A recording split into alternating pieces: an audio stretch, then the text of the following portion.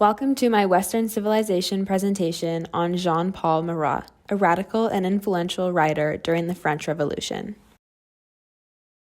Jean-Paul Marat was born in 1743 in what is now Switzerland to a lower middle-class family. Keep this in mind as his family status was likely a driving force for his later political views.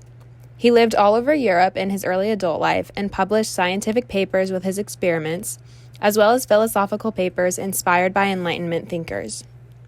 For example, in 1780 he wrote Plan de législation criminelle, or Plan for Criminal Legislation, which was influenced by Montesquieu and Rousseau's ideas of human freedom and the standard of justice. He was also a self-taught physician who became so highly demanded amongst the French aristocracy that he even cared for the future Charles X, Louis XVI's youngest brother. I included the photo on the left to show the irony between the aristocracy, who Marat was caring for, compared to his future political beliefs, which were very anti-aristocrat. Marat also published some of his political ideas before the revolution began. In 1774, he wrote The Chains of Slavery, which was criticism against French absolute rule. He empathized with the poor and called for sovereignty of the people. In 1789, right before the revolution started, he published Offrande à la Patrie, or Offering to Our Country, in which he proposed that a monarchy, just not an absolute one, could be the solution to France's political and economic problems. He also chastised those who thought France could benefit from Britain's form of government based on a liberal constitution. However, politics was not his main focus before the revolution, and instead he was mainly involved in scientific studies. He experimented with light and electricity and was even acknowledged by Benjamin Franklin. Despite his impressive and hard work, he was rejected from the Academy of Sciences, and his experiments were criticized by Voltaire, which may have led him away from science and towards politics in the coming years.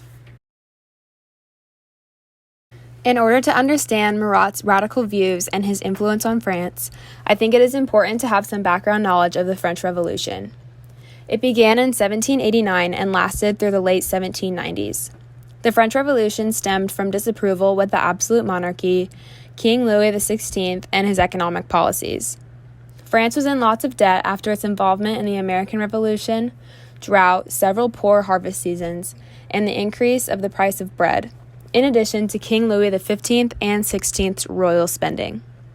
The goal of the revolution was to abolish the monarchy and instill a constitution to ensure the liberty of all French people.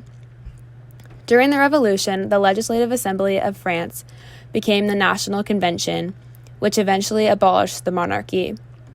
There were two factions that made up the majority of the National Convention, the Girondins and the Montagnards. The Girondins could be seen as moderate Republicans. They still supported the revolution, and they wanted a national government that would be representative of all of France's citizens. The Montagnards were more radical. They saw the Girondins as still somewhat loyal to the king, and they were associated with Jean-Paul Marat. On the bottom of this slide, there is a photo of a mob that gathered during the French Revolution. As the French Revolution progressed, Marat's ideas grew more radical, and he suspended his scientific career to focus fully on politics. He advocated against aristocrats, European monarchs, the Girondins, and anyone he thought was a counter-revolutionary or trying to restore full power to the king. He also now wanted to completely abolish the monarchy, which was different from what he thought before the revolution commenced. During this time, he was writing in support of the Third Estate, or the working class of France. He published his own newspaper called L'Ami du Peuple, or Friend of the People, in which he attacked the Second Estate, who were the nobles and aristocrats of France, as well as the king and the high clergy. He advocated for constitutional reform and equality for all of France. He became more and more popular with the Third Estate as the revolution grew more radical, but he also received many arrest warrants and was censored by the government due to the tone and content of his writing.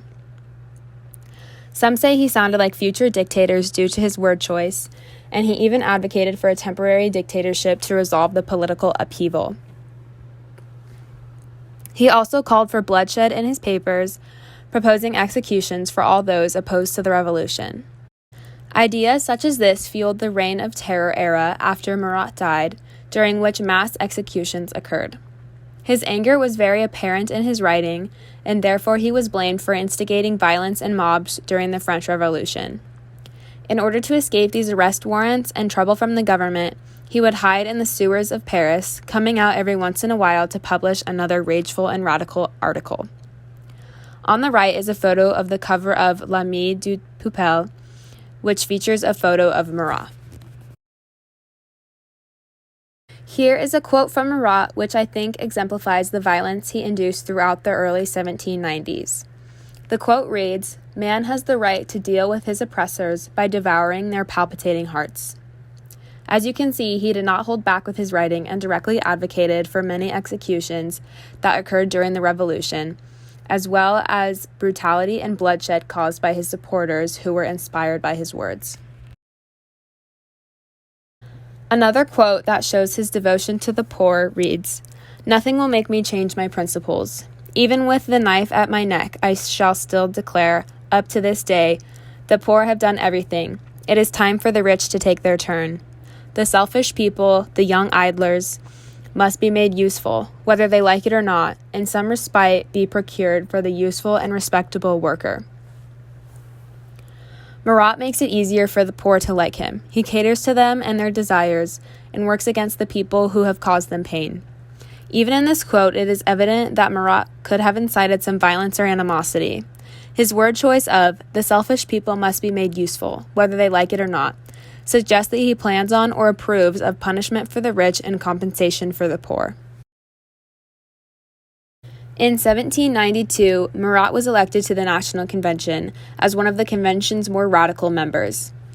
Marat supported a graduated income tax, shorter terms for the military, universal male suffrage, and state-sponsored vocational training for people who were working. The Girondins made up a large portion of the convention, and they repeatedly attacked Marat's ideas, so he became a popular figure for the Montagnard faction, although Marat himself never personally associated with them. The Girondins even demanded that Marat be tried, but he was acquitted and arrived back to the convention even more popular. Marat's radical views, large group of Parisian supporters, and widespread influence began to remove power from the Girondins. In 1793, a member of the Girondin faction, Charlotte Corday, assassinated Marat by stabbing him in the bathtub while he was attending to a skin condition. Her reasoning for the murder was to prevent more executions caused by his words. This occurred right around the time that the convention was at last victorious in abolishing the French monarchy, so Marat was seen as a martyr for the people and their freedom. On the right is a photo of a painting entitled "The Death of Marat" by artist and Montagnard Jacques-Louis David. This painting is very popular and has even been referred to as the Pietà of the French Revolution.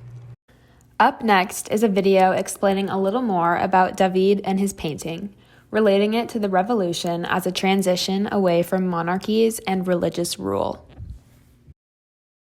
France was made a republic in 1792, and David here commemorates a hero of the revolution, but it's also revolutionary in that it's depicting a contemporary event. Before this, David had painted scenes from classical antiquity. Early on in the revolution, David had joined the Jacobin Club. This was a group of the most violent and radical revolutionaries, and David himself became quite close with the leader of the Jacobins, Robespierre. David voted for the beheading of King Louis XVI. His signature is on documents created for the arrest and execution of members of the aristocracy, of people who were against the revolution. So David was really in the thick of it. He served in the revolutionary government. He helped to dissolve the Royal Academy of the Arts, and he was essentially the minister of propaganda, spreading the ideals of the revolution through images. And that's what this is. The revolutionary government asked him to produce a series of 3 images that would heroicize new martyrs, not a Christian martyr, but now a martyr to the revolution. This shift from Christian martyr to political martyr is an important one. We have the beginnings of the end of the world of the monarchy, of the Ancien Regime, of an absolutist ruler, and the beginnings of a new republic, the beginnings of a world where the people participate in the government. Here is my bibliography with all the sources used in this presentation. Thank you for watching.